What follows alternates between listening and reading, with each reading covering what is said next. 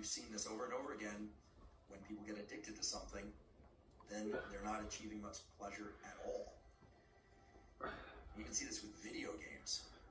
People will play a video game, they love it, it's super exciting to them, and then they'll keep playing and playing and playing, and either one of two things happens, typically both.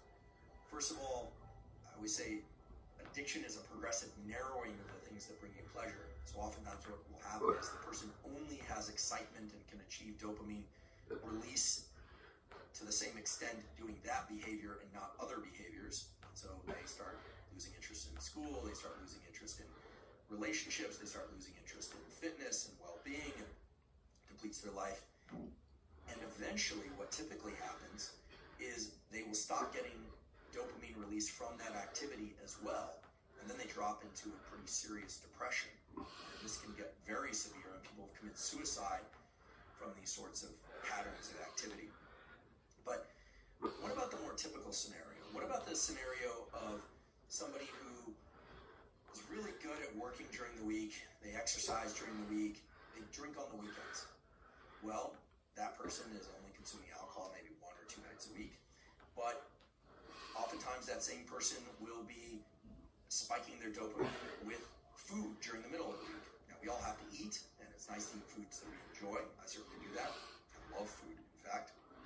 But let's say they're eating foods that really evoke a lot of dopamine release in the middle of the week. They're drinking 1 or 2 days on the weekend.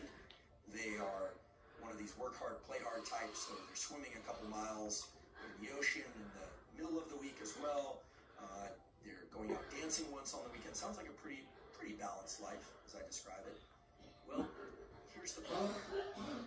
The problem is that dopamine is not just evoked by one of these activities. Dopamine is evoked by all of these activities. And dopamine is one currency of craving, motivation, and desire and pleasure. There's only one currency. So even though if you look at the activities, you'd say, well, it's just on the weekends, or this thing is only a couple times a week. If you looked at dopamine simply as a function, as a chemical function of peaks and baseline, it might make sense why this person, after several years of work hard, play hard, would say, yeah, I'm feeling kind of burnt out. I'm just not feeling like I have the same energy that I did a few years ago. And of course, there are age-related reasons why people can experience drops in energy, but oftentimes what's happening is not some sort of depletion in cellular metabolism that's related to aging. What's happening is they're spiking their dopamine through so many different activities throughout the week that their baseline is progressively dropping. And in this case, it can be very subtle. It can be very, very subtle, and that's actually a very sinister function of dopamine, we could say, which is that it can often drop in imperceptible ways, but then once it reaches a threshold of low dopamine, just feel like I can't really get pleasure from anything anymore.